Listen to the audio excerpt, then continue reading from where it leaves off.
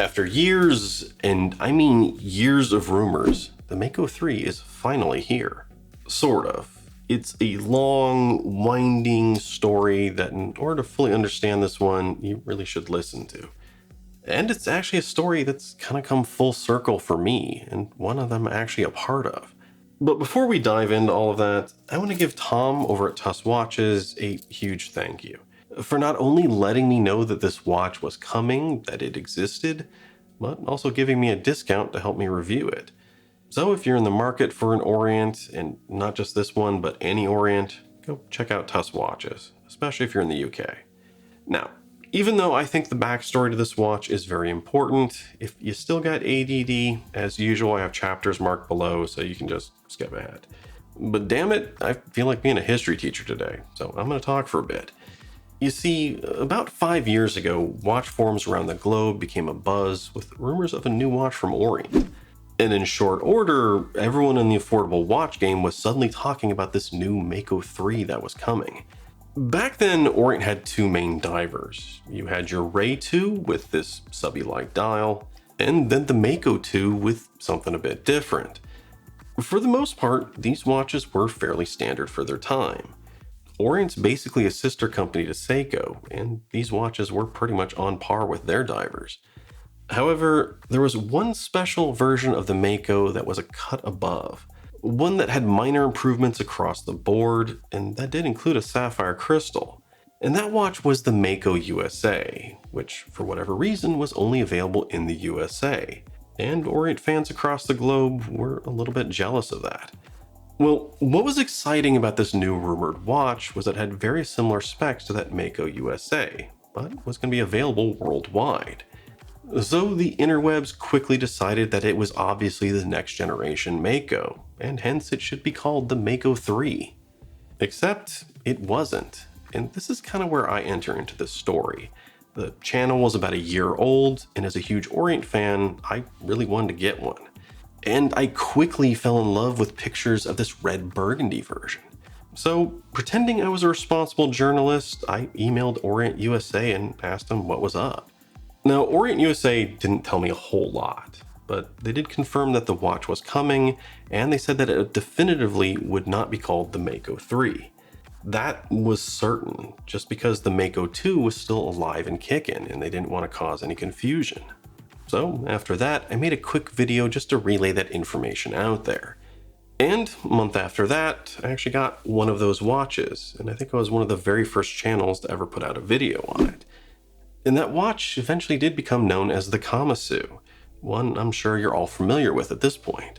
And that's because it's become one of, if not the best main brand entry-level diver out there. And for me, both of those videos are important because they're some of the first videos that the almighty YouTube algorithm actually picked up and spread around a little bit. And because of that, I've had multiple people tell me over the years that the Kamasu is something they always associate with me and my channel. Anyway, in the years since, the Kamasu has become the dominant watch for Orient. And recently, it seems like Orient has decided not just to make it a single watch, but a whole platform to build off of. Because in a nutshell, right here, this new Mako 3 has a Kamasu case paired with an old school Mako dial.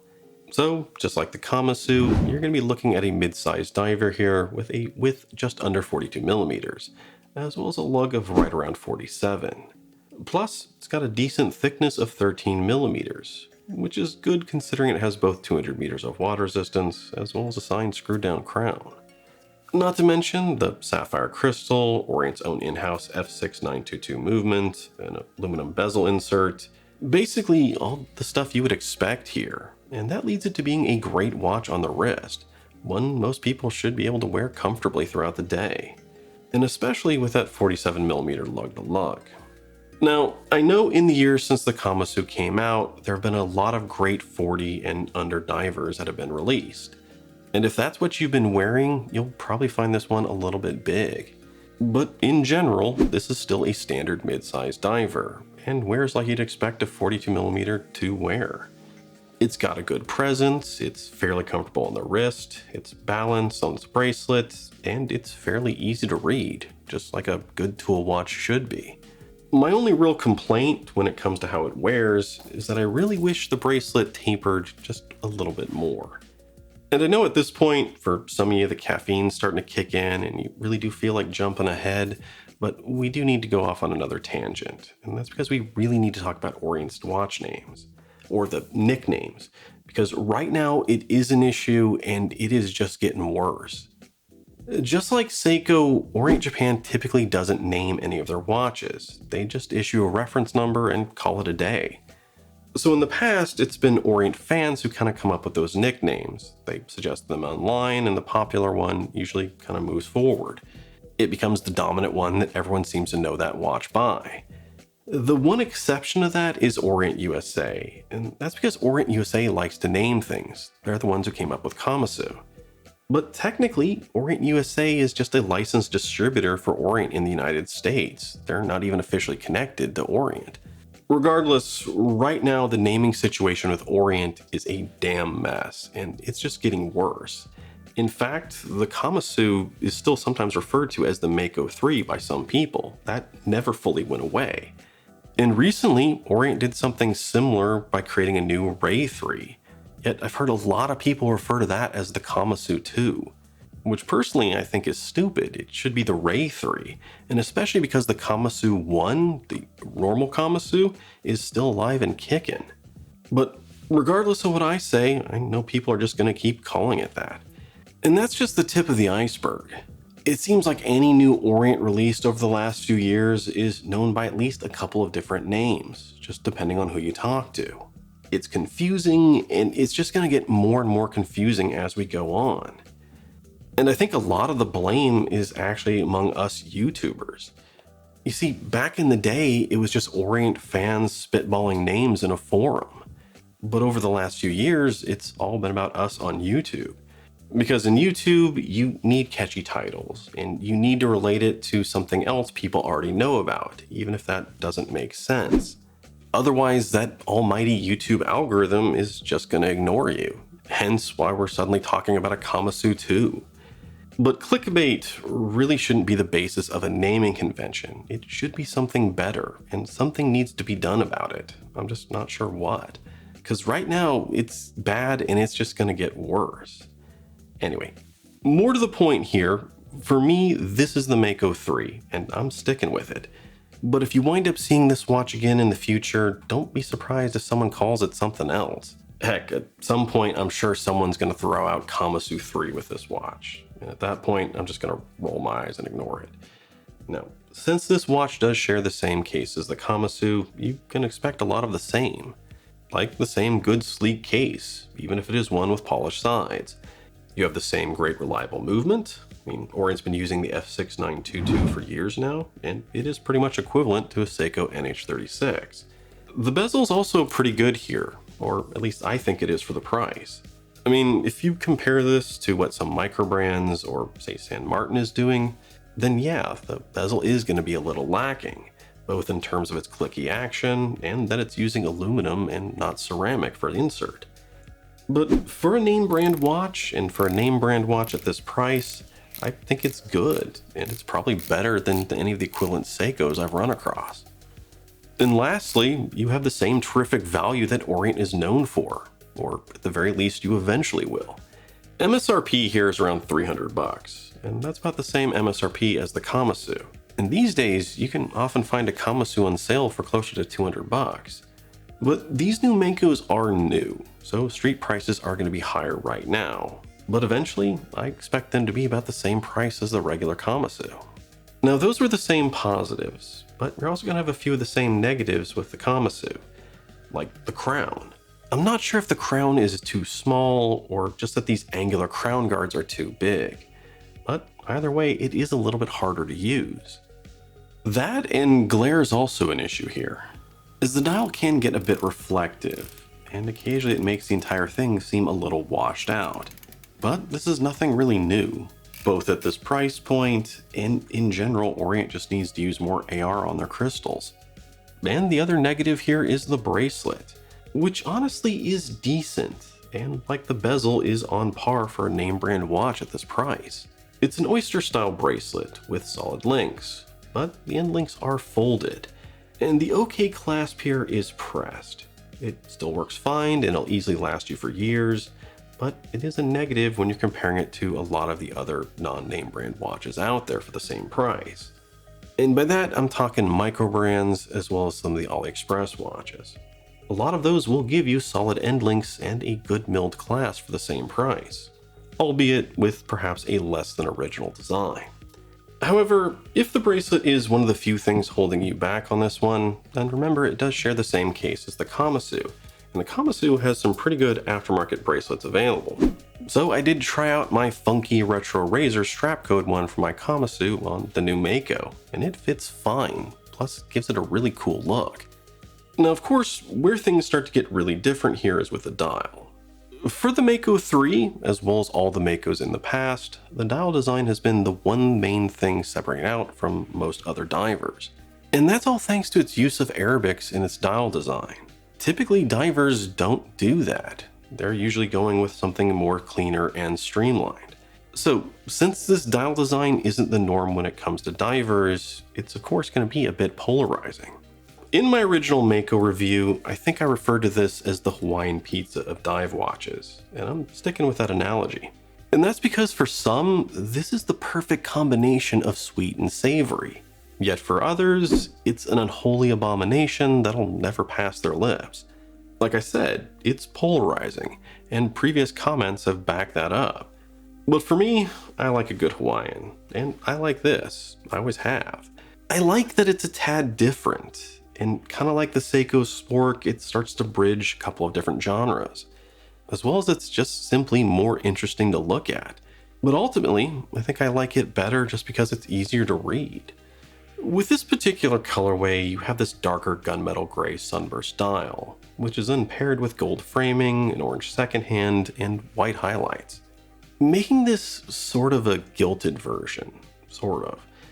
And one that I think winds up creating a rather sophisticated yet subtle looking dial, where the sunburst effect of the dial is there, but the silver is a little low key and winds up blending in with the bezel insert as well as the steel of the case. The indices are nice and they are very readable, but they're not very tall, and the gold framing is particularly narrow on them. In fact, that might be one of my few complaints when it comes to the dial design, at least compared to the Kamasu. That here, with these shallower and slimmer indices, there isn't as much depth comparatively. And I gotta admit that even though I do like this dial layout, it doesn't seem quite as interesting to look at compared to my Kamasu. Even the Orient logo at the top seems a tad more low-key than what I've seen before. So low-key is maybe the key word here, and that's kind of a strange thing to be saying about a gilded dial. And if there really is any major source of flash here, I think it's going to be from the wider framing of the sword hands and the date at the right. Those, at least compared to the framing on the indices, are very apparent when you're looking at it, and come through brilliantly against the silver dial. Plus, the splash of orange on the second hand does look great against that gunmetal gray. Now, over at the right, you do have the added functionality of a day-date display. And if you're someone that's been moving more towards dateless divers, like, say, this one, then having a day date is probably going to be doubly bad. For everyone else, I think it's always nice to have that little bit of extra added functionality, even if it does crowd up the dial a little bit. So overall, in a nutshell, this is a good-looking, stylish watch that's a bit subtle in its presence, even when it's paired with this funky strap code bracelet, although still looks pretty good, I think. But even on the regular bracelet, I think this makes an ideal combination for someone that doesn't really want to stand out. Yet at the same time, they don't want the same thing everyone else does. They want something more interesting on their wrist. Something that wouldn't even look out of place dressed up, yet still offers the rugged durability of a diver. Although that description may be limited to just this particular colorway. The other ones are a bit different. And in some ways, this actually reminds me a little bit of my silver Dress KX, which is also a pretty versatile piece. As for the LUME, it is an Orient, so LUME is also going to be quite good. But unfortunately, it's not quite as good as I was hoping for. With a diver, I think the most important comparison you could do is to a similar Seiko. And with that in mind, I'd say it's mostly on par. The dial fades out a little sooner than I'd like, And again, perhaps that is because the indices aren't quite as tall as the Kamasu's. But ultimately, the hands do stay in it as long as the Seikos. However, where things start to get a little bit disappointing is how it compares to the original Kamasu. Because there, the Kamasu clearly outlasts the Numeko. And to be fair, the Kamasu does have really good LUME. But it's a little disappointing to see that Orient didn't keep that up. So the Numeko is still good, still very usable, but Orient could have, and maybe should have, done more here. And along the same lines, let's talk about the other colorways, because that's another area I think they could have done more with. As far as I know, there are 4 main colorways of the Mako 3, plus a few special editions like the one Dave recently unlocked, as well as a new solar chrono version that's going to be coming, but that's a whole other video.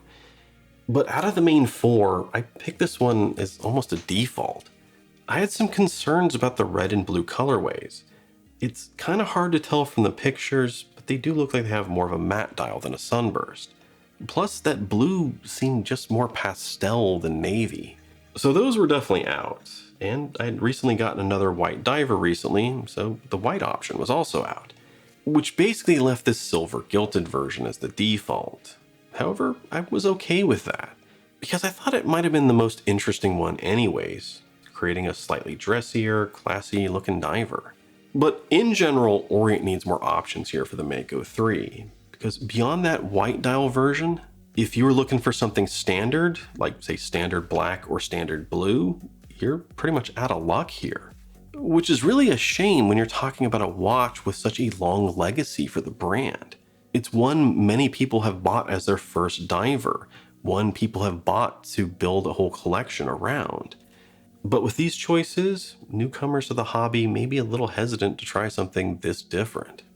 Now, I kind of feel old for saying this, but in the years since I've reviewed that initial Mako, as well as the years since I initially reviewed this Kamasu, I've worn and I've bought a lot of other divers, many of which are more expensive and arguably better divers, which is one of the reasons I haven't been wearing this Kamasu much lately. I just have too many other choices. But a few weeks ago, as I was waiting for that Mako to arrive, I wound up wearing my Kamasu for a couple of days, just to kind of prepare for it. And I was reminded just how good it is for as cheap as it is. Now, granted, it was on this aftermarket bracelet, but I kept thinking that this is really all you need, that you don't need to spend thousands of dollars to have a good dive watch. I mean, it's okay if you do. That is part of the hobby. I've done it as well. But right here, for $200 to $300, you have a good, reliable, easy-to-read diver. It's obviously not going to have as good a finishing, and it's obviously not going to have all the bells and whistles that are out there. But when it comes down to it, it's all you really need with an original design from a brand with real history and heritage. So, in a nutshell here, if you're looking for a great, easy to read, easy to use, easy on the pocketbook, entry-level affordable diver, then the new Mako 3, as well as all of its other Orient siblings, should be on your list. As affordable watches that punch way above their weight class is something that Orient is known for. It's their legacy, and this watch continues that. But that's all I got for you today. Now, as usual, let me know what you think about the Mako 3 down below, or if you have any suggestions at all of how to clear up this whole naming confusion when it comes to Orient watches, mention that as well. And as always, if you enjoyed the video, then like, comment, subscribe, push some button down below. It really helps the channel. I'm Shane, this is Relative Time, and I'll see you next time.